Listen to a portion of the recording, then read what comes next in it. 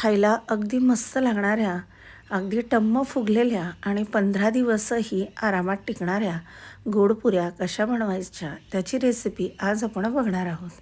तर आजची recipe आखाड special आहे. ह्यासाठी मी इथे साधारणपणे 1 वाटीभर दूध घेतलेलं आहे. त्यानंतर आपण त्यामध्ये सेम 1 वाटी गूळ ॲड करणार आहोत. आता ह्यामध्ये गरम वगैरे काही केलेलं नाही आहे. रूम टेम्परेचरचंच दूध आपण इथे घेतलेलं आहे आणि गूळ बारीक करून घेतलेला आहे. चमच्याच्या साहाय्याने व्यवस्थित त्याला मिक्स करायचं किंवा बिटरचा वापर देखील या ठिकाणी करू शकता किंवा अजून सेम सोपी प्रोसेस म्हणजे मिक्सरच्या भांड्यात देखील याला फिरवून घेऊ शकता. पण गुळाची पावडर असल्यामुळे मी हे असंच दुधामध्ये साईडला ठेवलं. आता इथे मी 2 वाट्या गव्हाचं पीठ घेतलेलं आहे. त्यामध्ये अर्धी वाटी रवा घालून घेतलेला आहे. त्यानंतर इथे 1 चमचा विलायची पावडर आपण घालणार आहोत. बाकी काहीही यामध्ये ॲड केलेलं नाही. त्यानंतर आता काय करायचं, एका कढईमध्ये तेल किंवा तूप कडकडीत गरम करून घ्यायचं मोहन म्हणून. आता मी एका छोट्या पॅनमध्ये तेल गरम करण्यासाठी ठेवलेलं आहे. तेल किंवा तूप कडकडीत गरम करायचं. मी तेलाचा वापर केला आहे, तुम्ही तुपाचा वापर देखील करू शकता. आज मी थोडासा वेगळ्या पद्धतीने व्हिडिओ शूट केलेला आहे. कसा वाटला कमेंट करून नक्की सांगा. आता तेल कडकडीत गरम झालं की यामध्ये घालून घ्यायचं. तेल गरम असल्यामुळे डिरेक्टली हात न घालता चमच्याच्या साहाय्याने तेल व्यवस्थित कणकेमध्ये मिक्स करून घ्यायचं आहे.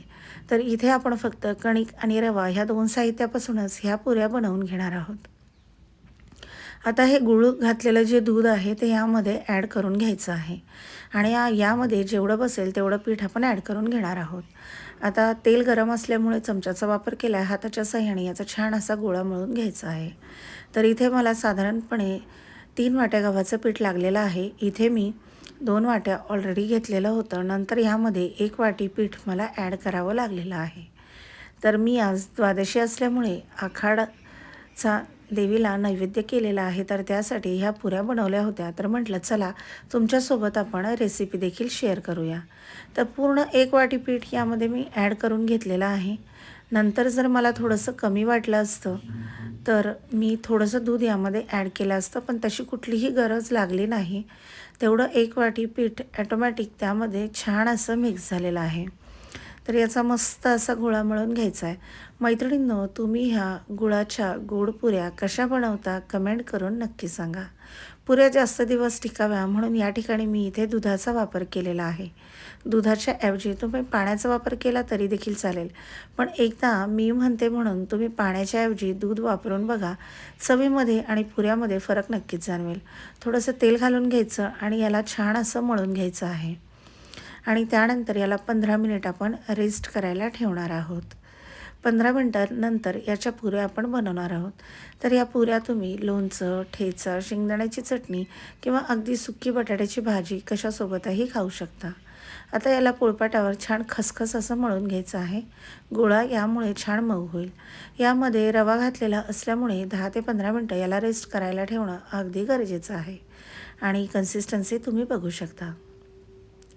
10 मिनिटानंतर परत एकदा गोळा छान मळून घ्यायचा आहे आणि यातलाच थोडासा गोळा घेऊन याची जाडसर अशी पोळी लाटून घ्यायची आहे.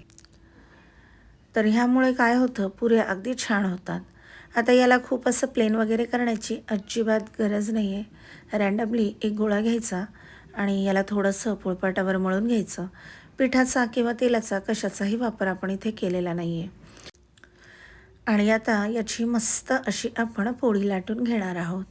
तर पोळी एवढी पातळ नाही किंवा खूप जास्त जाडही नाही. अशी आपल्याला इथे जाडसर अशी पोळी इथे लाटून घ्यायची आहे. फुलका किंवा पोळी करताना आपण खूप पातळ करतो, तेवढी पातळ करायची नाही आहे. नाहीतर ह्या पुऱ्या वातळ किंवा चिवट होतात. कन्सिस्टन्सी तुम्ही बघू शकता कितपत जाड आपण इथे पोळी लाटलेली आहे. काठाला जर जाड वाटत असेल तर थोडंसं लाटणं फिरवून घ्यायचं. आता वाटीच्या किंवा ग्लासच्या किंवा एखाद्या डब्याच्या झाकणाच्या साहाय्याने ह्या पुऱ्या या पद्धतीने इथे अशा बनवून घ्यायच्या आहे. जोपर्यंत मी पुऱ्या बनवून घेते तोपर्यंत मी कढईमध्ये तेल गरम करण्यासाठी ठेवलेलं आहे. आता तुम्ही बघू शकता आपण पुरी किती जाड लाटून घेतलेली आहे ते.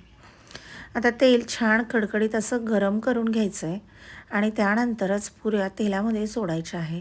छोटासा गोळा घ्यायचा, तेलामध्ये घालून घ्यायचा आणि तेल गरम झालं की नाही चेक करून घ्यायचं आहे. त्यानंतर तेल छान गरम झालं ह्या पुऱ्या तेलामध्ये सोडून आपण छान अशा तळून घेणार आहोत. तेल छान खडखडीत गरम झालं की पुऱ्या देखील अगदी मस्त टम्म अशा फुगतात.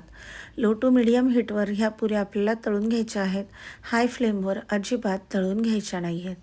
आणि तुम्ही खाईपर्यंत त्या अगदी मस्त अशा टम्म फुगलेल्या आणि छान खुसखुशीत अशा बनून तयार होतात. तर लो टू मीडियम हीटवर याला तळून घेतलं. आता उलटवून घ्यायचं आहे. तुम्ही बघू शकता पुरी अतिशय मस्त टम्म अशी फुगलेली आहे आणि ह्याचं वैशिष्ट्य म्हणजे ही बराच वेळ अशीच फुगलेली राहते. तुम्ही प्रवासामध्ये किंवा कुठे पिकनिकला जाण्यासाठी किंवा आखाड महिन्यात तर आपण ह्या पुऱ्या बनवतोच.